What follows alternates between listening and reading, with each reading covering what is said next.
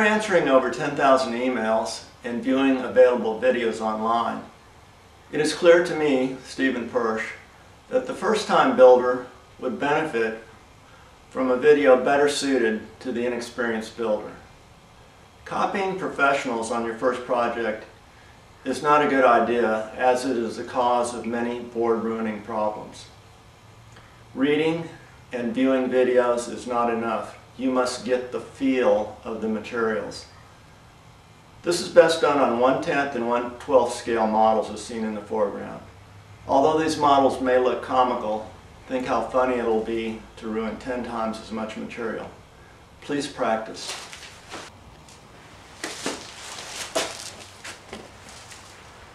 Draw your outline and rocker template on graph paper to 1/12 scale. On plain paper, draw at 1/12 scale or 1/10 scale. If you have an engineer rule with 1/10 of an inch markings on it, this will be much easier. Also a great benefit will be small, full thickness scrap pieces on which shaping and laminating the rails can be practiced. Shaping and laminating the rails are the two biggest problems for first-time board builders, by far. Please practice. Cut out the outline template and the rocker template and transfer the rocker template to both sides of your miniature block and shape it down to the rocker lines using a number 20 sandpaper on a wood block, approximately number 20. After the rocker is roughed in, transfer the outline template to both sides and shape it down with the number 20 to the lines, keeping the rails at 90 degrees. Finish with number 50 on the rails, just round the rails with the 50. And don't try to get it perfect. We're just trying to familiarize ourselves with the material. Don't use any ink on it or it'll bleed. This foam cuts easily with any kind of saw. Or you can take a razor knife and cut it about halfway through. And just snap it. Although most professional surfboard builders will insist that you must have a planer and a power sander in order to make a surfboard, I recommend that you do not use one on your first surfboard. This is because these tools are the cause of many board ruining problems for first-time builders, and they're very expensive. This is $380, $250. If you keep it simple on your first board and use mostly hand tools, you'll have less problems and less likely that you're going to ruin your materials. This is number 12 floor sanding paper. This is number 16. This is number 20. These will cut a lot of your hand labor out by allowing you to remove the material more quickly. These are found wherever you can rent floor sanders, such as some Home Depots. You also should have some kind of drill. Get one with a side handle, variable speed reversing with a speed between 2,000 and 3,000 RPMs. You can have a 5-inch plastic backup pad or a rubber one. This is a number 24 grit disc. You should have a 50 disc also. If you can't find the right grits, you can just cut your own out of a flat sheet of paper just by cutting slits in a hole in the center. These also come with peel and stick and a foam pad type. Surf form plane, very handy. You need some kind of saw, any kind will do.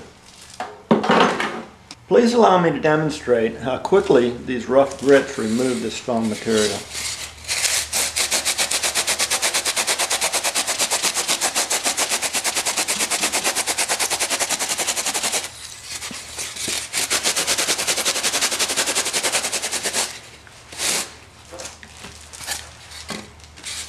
When you get close to your outline, use the 20 and then the 50.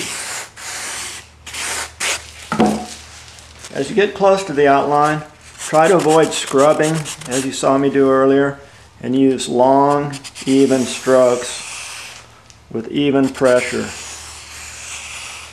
That tends to get rid of any lumps in the rail and gives you a nice smooth curvature. It's a good habit to acquire. I've never seen a person who didn't have trouble shaping rails on their first surfboard. What normally happens is they get a little uneven spot in one place on the rail, and then they have to take the whole rail down thinner. And then they end up having to do the whole rail on the other side because this rail is thinner than that side. And then they make another mistake and the board just keeps getting thinner and thinner. And it's very frustrating.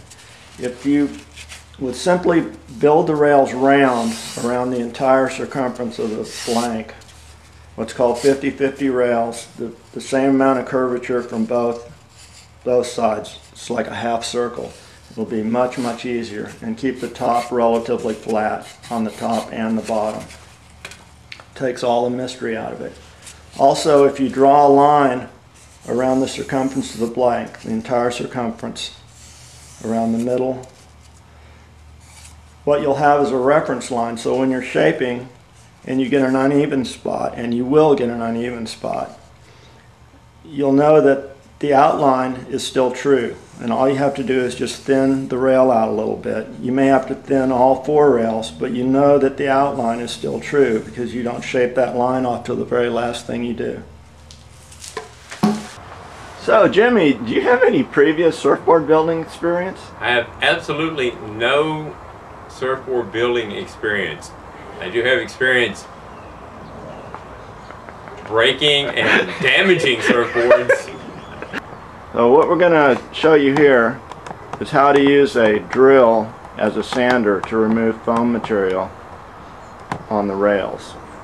What we want to do is keep even speed and pressure across the entire rail, and then come back to the starting point again and just keep making passes until you have about a quarter circle on one half, quarter circle on the other half, and that'll give you a half circle. And don't remove the red line down the middle of the rail yet, please.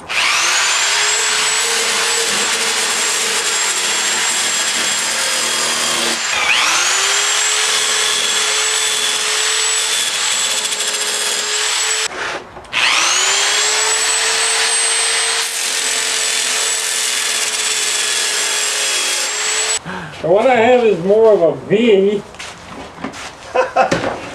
on one end and a circle on the other. Well, what you can do now is you can use the blocks Okay. to create the rest of the curvature. Like this is a number 16. Okay. Why don't you start with that, just on the, try and get that V shape out of there, okay? Okay, okay. Especially right in So here. you go sideways or? Yeah, run it the same way you were doing with the drill. Oh, okay.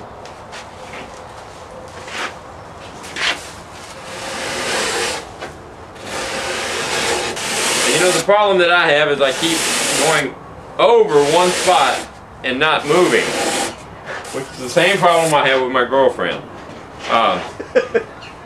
Don't stay on that one spot, baby. You know?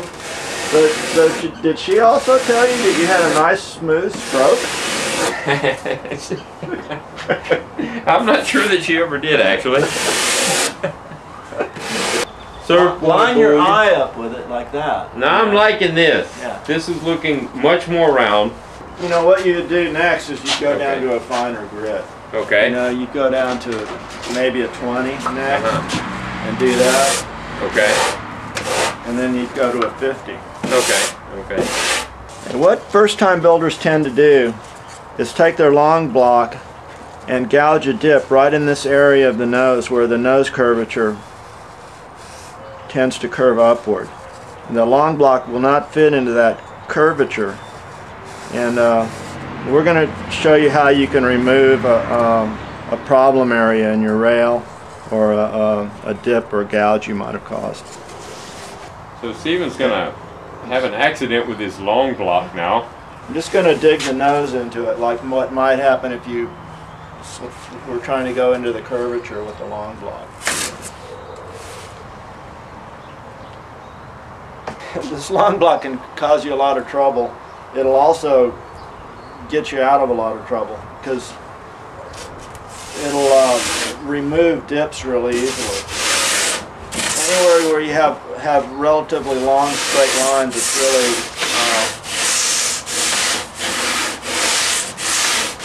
really easy to create a nice smooth curvature on those areas. You notice I'm not staying in one place. I move every single time I'm stroking in a different spot. So you can see that gouge is gone. If you wanted to remove a gouge that you put in the upper curvature of the blank, you wouldn't use a long block. You would use a shorter block turned sideways. This is Ian Persh, the web designer for surfersteve.com. You get some scrap cloth and just drape it over. And then cut the cloth roughly even with the bottom of the edge of the board. You know, on your big blanket it'll be a little different.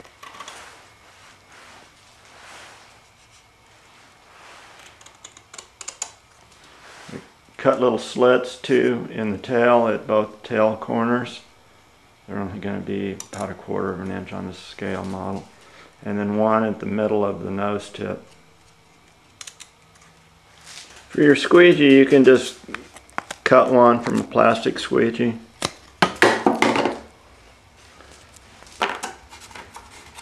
Or cut down a piece of tongue depressor. Hey, your laminate coat, your first laminate coat is the hardest part of building your first surfboard, according to most board builders. This inexperienced builder is going to attempt to laminate the bottom of this board using 5-minute epoxy, which should approximate the gel time with 30-minute epoxy on a full-size model.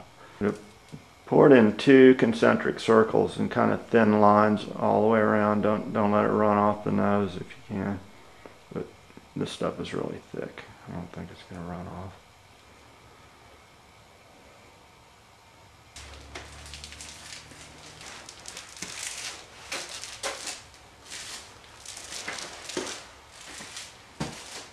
What I recommend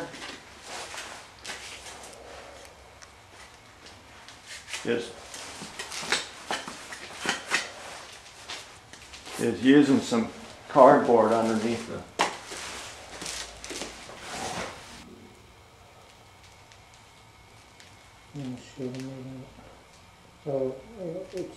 Okay, you're screwed.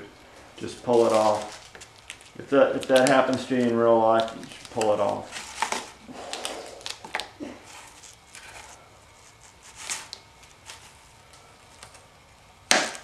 It's alright. It's alright.